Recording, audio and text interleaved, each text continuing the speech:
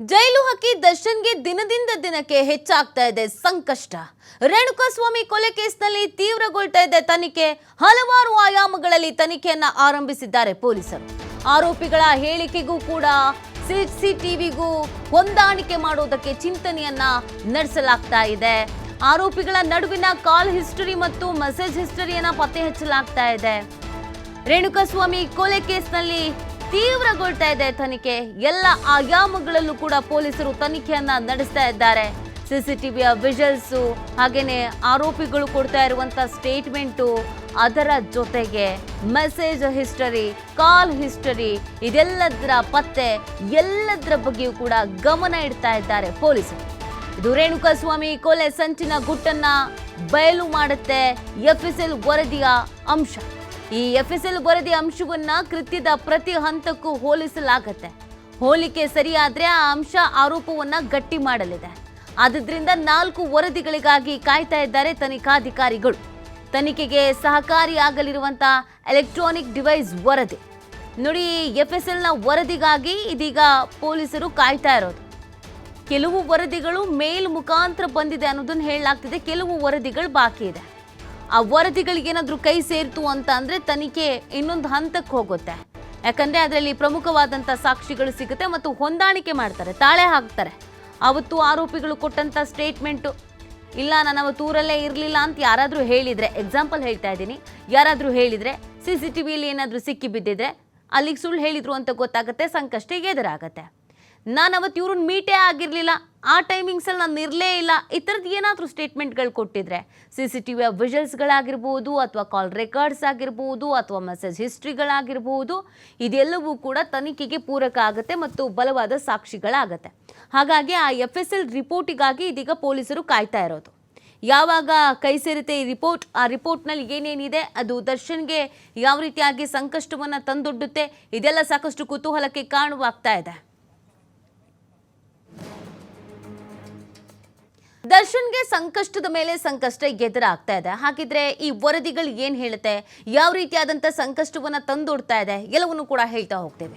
ವರದಿ ನಂಬರ್ 1, ಪಟ್ಟಣಗೆರೆ ಶೆಡ್ನಲ್ಲಿ CCTVಯ ದೃಶ್ಯಾವಳಿ ನೋಡಿ. ಪಟ್ಟಣಗೆರೆಗೆ ಅವತ್ತು ದರ್ಶನ್ ಹೋಗಿದ್ರಾ ಅಥವಾ ಹೋಗಿರ್ಲಿಲ್ವಾ, ಯಾರ ಜೊತೆಗೆ ಹೋಗಿದ್ರು, ಯಾರ ಜೊತೆಗೆ ಬಂದ್ರು, ಎಷ್ಟೊತ್ತಿಗೆ ಹೋಗಿದ್ರು, ಎಷ್ಟೊತ್ತಿಗೆ ಬಂದ್ರು, ಇದೆಲ್ಲವೂ ಇದರಲ್ಲಿ ಗೊತ್ತಾಗತ್ತೆ. ವರದಿ ನಂಬರ್ 2, ದರ್ಶನ್ ಪವಿತ್ರ ಮನೆಯ CCTVಯ ದೃಶ್ಯ. ದರ್ಶನ್ ಮತ್ತು ಪವಿತ್ರ ಮನೆಯ CCTVಯ ದೃಶ್ಯ.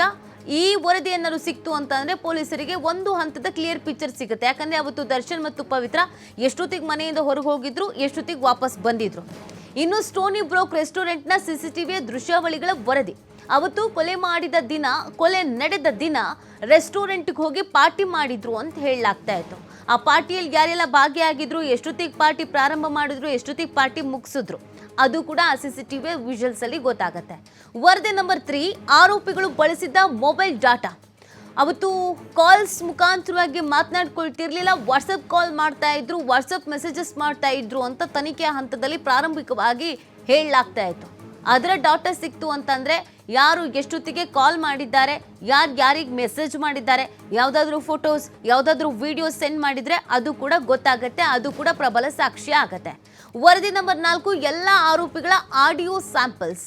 ಅವತ್ತು ಏನೇನು ಮಾತಾಡಿದ್ರು ಅನ್ನೋದ್ರ ಬಗ್ಗೆ, ಜೊತೆಗೆ ಈ ಕೊಡ್ತಿರುವಂಥ ಸ್ಟೇಟ್ಮೆಂಟ್ಗಳ ಜೊತೆಗೆ ಫೋನಲ್ಲಿ ಮಾತಾಡಿದಂಥ ಆಡಿಯೋಗಳಾಗಿರ್ಬೋದು, ಪ್ರತಿಯೊಂದನ್ನು ಕೂಡ ಇಲ್ಲಿ ತಾಳೆ ಹಾಕಲಾಗುತ್ತೆ ಮತ್ತು ಅದರ ರಿಪೋರ್ಟ್ಗಾಗಿ ವೆಯ್ಟ್ ಮಾಡ್ತಾ ಇದ್ದಾರೆ. ಈ ರಿಪೋರ್ಟ್ಗಳು ಬಂತು ಅಂತಂದರೆ ದರ್ಶನ್ಗೆ ಸಂಕಷ್ಟ ಅಂತೂ ಕಟ್ಟಿಟ್ಟ ಬುತ್ತಿ ಅನ್ನೋದನ್ನು ಹೇಳಲಾಗ್ತದೆ. ಕಾರಣ, ದರ್ಶನ್ ಓಡಾಡಿರುವಂಥ ಜೀಪ್ನ ವಿಜುವಲ್ಸ್ ವೈರಲ್ ಆಗಿತ್ತು. ಆ ಜೀಪ್ನಲ್ಲಿ ದರ್ಶನ್ ಇದ್ರಾ ಅಥವಾ ಇಲ್ಲ ಅನ್ನೋದ್ರ ಬಗ್ಗೆ ಪೊಲೀಸರು ಏನು ಮಾಹಿತಿ ಕೊಟ್ಟಿಲ್ಲ. ಆದರೆ ಪಟ್ಟಣಗೆರೆ ಶೆಡ್ನಲ್ಲಿ ಅದೇ ಜೀಪ್ನಲ್ಲಿ ಹೋಗಿ ಇಳಿದಿದ್ದೇನಾದರೂ ಇದ್ರೆ ಅದು ಸಮಸ್ಯೆ ಆಗತ್ತೆ.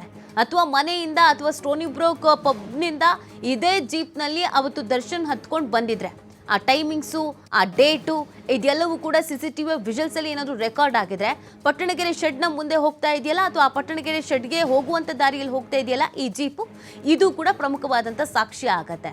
ಅದರ ಜೊತೆಗೆ ದರ್ಶನ್ ಸೇರಿದಂತೆ ಇನ್ನಿತರರು ಬೇರೆ ಬೇರೆಯವರ ಹೆಸರಿನಲ್ಲಿ ಫೋನ್ ನಂಬರ್ನ ತೆಗೆದುಕೊಂಡಿದ್ರು, ಸಿಮ್ಮನ್ನು ತೆಗೆದುಕೊಂಡಿದ್ರು. ಆದರೆ ಇವ್ರುಗಳು ನಾರ್ಮಲ್ ಕಾಲ್, ನಾರ್ಮಲ್ ಮೆಸೇಜಸ್ ಮಾಡ್ತಾ ಇರಲಿಲ್ವಂತೆ. ಇವರೆಲ್ಲರೂ ಕೂಡ ವಾಟ್ಸಪ್ ಕಾಲ್ಸ್ ಮಾಡ್ತಾ ಇದ್ರಂತೆ. ನಾವಿವತ್ತು ಚಿತ್ರದುರ್ಗದಿಂದ ಹೊರಟಿದ್ದೀವಿ, ರೇಣುಕಾಸ್ವಾಮಿನ ಕರ್ಕೊಂಡು ಬರ್ತಾ ಇದ್ದೀವಿ, ಈ ಟೋಲ್ ಗೇಟಲ್ಲಿ ಇದ್ದೀವಿ ಅಥವಾ ಮುಂದೆ ಪಾಸ್ ಆದ್ವಿ, ಈಗ ನಿಮ್ಮ ಮನೆ ಹತ್ರ ಇದ್ದೀವಿ, ಪಟ್ಟಣಗೆರೆ ಶೆಡ್ಡಿಗೆ ಹೋಗಬೇಕು, ಇದೆಲ್ಲದ್ರ ಬಗ್ಗೆಯೂ ಕೂಡ. ಅದಾದ ಮೇಲೆ ಯಾವಾಗ ರೇಣುಕಾಸ್ವಾಮಿ ಉಸಿರು ಚೆಲ್ಲಿದ್ದಾರೆ ಅಥವಾ ಕೊಲೆ ಆಗಿದೆ ಅನ್ನೋದು ಗೊತ್ತಾಗುತ್ತೋ, ರೇಣುಕಾಸ್ವಾಮಿ ಸಾವನ್ನಪ್ಪಿದ್ದಾರೆ ಅನ್ನೋದನ್ನು ಕೂಡ ಕಾಲ್ ಮಾಡಿ ಹೇಳ್ತಾರೆ ಅನ್ನೋದನ್ನು ತನಿಖೆ ವೇಳೆ ಹೇಳಲಾಗಿತ್ತು. ಆ ಕಾಲ್ ಯಾರಿಗೆ ಮಾಡಿದ್ರು, ಎಷ್ಟೊತ್ತಿಗೆ ಮಾಡಿದ್ರು, ಎಷ್ಟೊತ್ತು ಮಾತಾಡಿದ್ದಾರೆ, ಆ ಕಾಲ್ ಆದಮೇಲೆ ಎಷ್ಟೊತ್ತು ಬಿಟ್ಟು ಆ ಪಟ್ಟಣಗೆರೆ ಶೆಡ್ಡಿಗೆ ಯಾರ್ಯಾರು ಎಂಟ್ರಿ ಆಗಿದ್ರು, ಒಂದಕ್ಕೊಂದು ಚೈನ್ ಲಿಂಕ್ ಥರ. ಸೊ ಇದು ತನಿಖೆಗೆ ಬಹಳಷ್ಟು ಪೂರಕ ಆಗುತ್ತೆ ಮತ್ತು ಮಹತ್ವವನ್ನು ಪಡ್ಕೊಳ್ಳುತ್ತೆ.